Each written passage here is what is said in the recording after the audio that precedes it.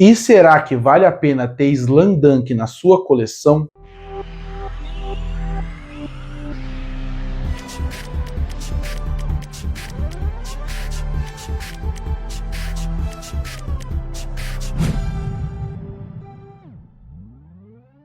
E eu já fiz vários vídeos parecidos com esse. Quando eu pego uma coleção, um mangá que eu tenho completo na minha coleção, eu trago aqui falando se vale ou não a pena você gastar seu dinheiro para comprar ele. E o mangá que eu encerrei recentemente na minha coleção foi Slamdunk. Um mangá que obviamente eu tinha comprado, já tinha lido antes de ter na minha coleção, já tinha visto o anime e o filme que saiu.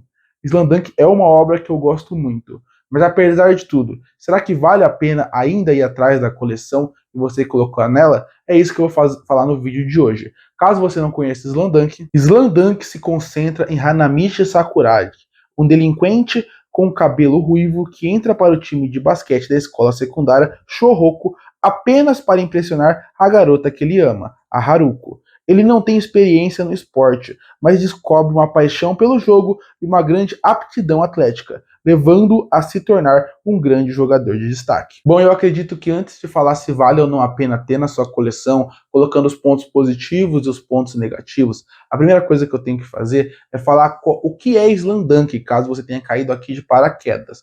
Afinal, mas eu acho que você sabe o que é. Afinal, Slamdunk é um dos mangás mais elogiados e considerado por muitos o melhor mangá de esporte de todos os tempos. Para quem não sabe, o mangá foi escrito e ilustrado por Takehiro Inoue, mesmo autor de mangá como Vagabond, que também é considerado um marco na história dos mangás.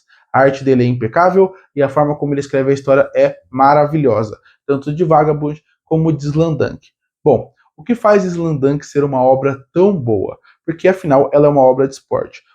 E muita gente tem esse preconceito quando se fala de mangás de esporte. Afinal, hoje em dia, quando você para pensar, está sendo cada vez mais comum as pessoas elogiarem obras de esporte. Pode ser Haikyuu, pode ser o Blue Lock, pode ser o Aono Ishi. Tem mangás de esporte que são muito elogiados hoje em dia. Mas nem sempre foi assim. Por muito tempo, ainda mais no começo dos anos 2000, até o começo de 2010, era muito mais ser criticado mangás e animes de esporte. Porque eles consideravam que esse tipo de obra, elas não eram boas, elas não representavam o esporte como deveria ser. Isso até certo ponto é verdade. Nessa época, muitos mangás e animes de esporte eram muito mais focados em ter poderes para as pessoas usarem o esporte do que no esporte em si. E só mais recente eles começaram realmente a focar em trazer esporte dessa forma. Só que nos anos 90 tinha alguns mangás que eles vinham com essa ideia de vamos trabalhar o esporte da maneira certa. Mangás como Hajime no Ippo, como o próprio Slamdunk, como Ashita no Joe, são alguns dos mangás que são considerados clássicos e marcantes dos esportes, e até alguns desses marcantes dos mangás de modo geral. Mas o que eles fizeram naquela época que fez com que eles se tornassem esse marco? Para mim, foi eles conseguirem trabalhar o esporte sendo o chamariz para a obra, mas não o ponto principal. Claro, quando você fala de Hajime no Ippo, quando você fala de Slamdunk, até os que eu mencionei mais recente, o Haikyuu, o Blue Lock, você acaba sim tendo o esporte como um ponto principal. É ele que faz a história andar, você tem as partidas, você tem os jogos, assim como o Slamdunk tem as partidas, assim como o Hajime no Ippo tem as lutas. Mas o que faz a obra ser boa não é simplesmente essa parte, é sim a construção que os autores fizeram em volta desse esporte. Então, eles primeiro entenderam que eles tinham que trabalhar os personagens de uma maneira que ficasse interessante. E Slamdunk fez isso de forma perfeita. O autor consegue, o Takehiro Inoue, ele consegue perfeitamente trabalhar cada personagem daquele time de basquete de uma maneira que você entenda o que ele gosta, o que ele não gosta, qual é a sua motivação, por que ele joga basquete, qual é o que ele quer fazer no futuro. Tudo isso é muito interessante, dando um passado ou dando um contexto tão bem feito que você rapidamente se apaixona por aqueles personagens. Se apaixonando por eles, fica muito mais fácil de torcer para eles ao longo da partida. Isso ele entende muito bem. Mas ao mesmo tempo, o Takehiro Inoue, ele não usa aquele recurso barato de os nossos que a gente assiste ao herói e o outro lado é o vilão. Não. O outro time que você vai acompanhar, que é contra o Shohoku, não importa qual time seja ao longo de toda a obra, eles são tratados também como personagens reais. Personagens que erram e acertam. E, inclusive, nenhum personagem do Shohoku é herói. Se parar pra pensar, nenhum deles é visto como um coitado que sofreu. Não, até tem essa história de um ou outro, mas de modo geral, é uma história que mostra que todos têm erros e falhas. Todos são humanos. Então, não existe rivais em questão de batalha mortal. Existe realmente rivais dentro de uma quadra de basquete, de adolescentes que sonham se tornar atletas profissionais. É muito interessante como ele pega os personagens, ele trabalha de uma maneira tão interessante, tão complexa, tão bem feita, faz com que você consiga, até certo ponto, se identificar com os personagens do outro lado que está na quadra. Então, ele consegue transformar os personagens em humanos, reais, complexos, a ponto de você torcer para eles e até certo ponto ficar mal pelo rival. Ao mesmo tempo que a história é interessante, bem feita e bem conduzida. E ainda por cima, além de todo esse ponto que tem no mangá, que já valeria a pena em questão de história, porque realmente você vai ter uma história maravilhosa, de personagens incríveis, fantásticos e envolventes, você ainda tem umas partidas que são muito bem feitas, algo que também não é tão fácil de ver. Um dos mangás mais elogiados dos últimos anos em relação de esporte, com certeza é Haikyuu. Haikyuu eu também estou comprando e quando eu terminar eu falo se vale a pena ou não, quando realmente terminar o lançamento que a Panini está fazendo aqui no Brasil. Mas Haikyuu, por exemplo, o autor já tem muito mais dificuldade em passar o jogo de basquete.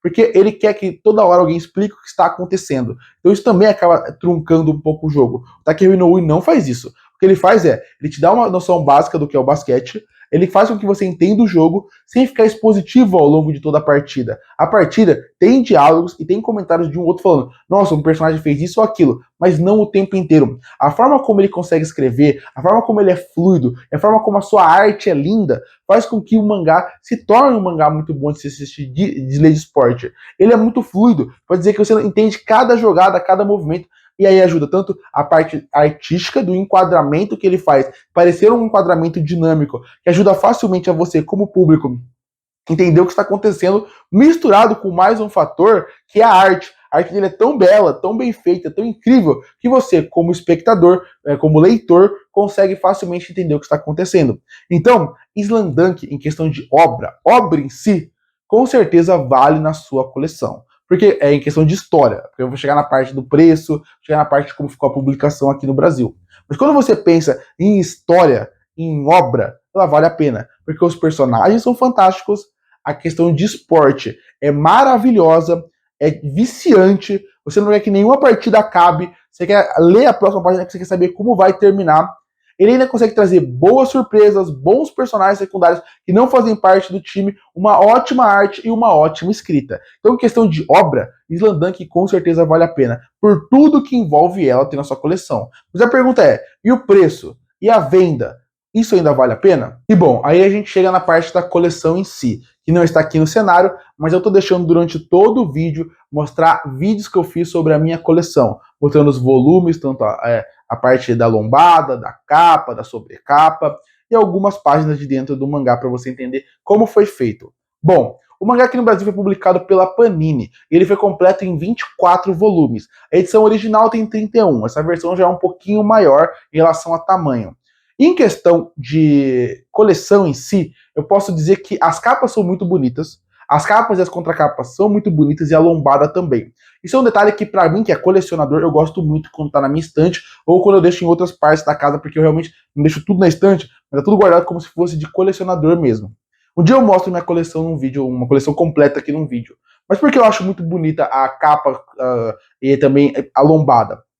Porque a capa de cada volume não repete um personagem. Então, a partir daí, cada capa é um personagem do Shouhoku, mas do time que eles jogam contra. Então, é muito legal porque a lombada também é meio que essa cor desse personagem. Então, é como se o volume, apesar do destaque do branco, destacasse o personagem que está lá. Ele nem vai ser o destaque do volume, mas ele vai ser o destaque, mas ele é o destaque da capa. Então, você consegue saber qual jogo está acontecendo de acordo com a capa e com a lombada. Porque cada time, para quem não sabe, em Slamdunk, representa um time real. Então, por exemplo, tem um time que representa o Shouhoku, representa o Chicago Bulls, tem um time que representa o Lakers, tem um time que representa o Boston Celtics, em questão não representar a escola que representa o time, mas as cores representam. Então, sabe, esse time é um time que eles vão enfrentar agora. E a capa e a sobrecapa ajuda muito nisso. Eu gosto muito de quando o mangá faz isso, porque às vezes eu quero pegar um volume específico para ler. Aí eu tenho que pegar todo o mangá para lembrar o que está acontecendo, porque a capa não diz nada. Aqui na lombada já ajuda. Então a capa é muito bonita, porque a arte é muito bonita do Takehiro Inoue, e a lombada ainda ajuda muito a você saber aonde você quer se localizar, caso você queira ler ou reler alguma parte. Então, questão de estética, eu gosto muito da capa. Inclusive, isso estou falando da edição da Panini, porque se você ver esse vídeo mais pra frente, pode ter vindo a versão Kazemban do Slam Dunk, que já saiu nos Estados Unidos, que eu chamo The First Slam Dunk, que vem inteiro, só que num formato maior. Aqui no Brasil ainda não tem. Se vier, já é outro tipo de formato. Tô falando desse formato que tá aparecendo no vídeo. Agora, a segunda função é falar quanto que é o preço, né? Esse é um mangá que ele é caro ou barato. Pra mim, eu acho que ele tá numa questão média. Porque eu não considero ele um mangá gigante. Eu também não considero ele um mangá pequeno. Ele é um mangá com 24 volumes. A partir daí, eu acredito que Slam-Dunk é um mangá que ele é fácil de encontrar. E eu acho que esse é um ponto muito interessante. Tanto a loja da Panini ainda tem muitos volumes, tanto a Amazon ainda tem muitos volumes de Slam-Dunk. E, por exemplo, se você procurar em lojas de sebo confiáveis, posso até recomendar uma para você que eu gosto bastante, compro muito mangá meu, que é a Rica Comics, que não é nem patrocínio, eu realmente gosto muito da Rica. Você consegue facilmente encontrar quase o mangá inteiro lá, por exemplo, e você consegue comprar ele. E a Amazon também tem os volumes que normalmente os finais são mais difíceis de encontrar. Pra mim é um mangá que ele é fácil de encontrar ainda. Tanto que eu fui no Anime Friends esse ano e você conseguia, por exemplo, comprar quase a coleção inteira, se você quisesse, na própria loja da Panini. Ela tava lá completa. Então, é um mangá que ainda nesse ponto, nesse data que eu lancei o vídeo, ainda é uma coleção que é fácil de se encontrar.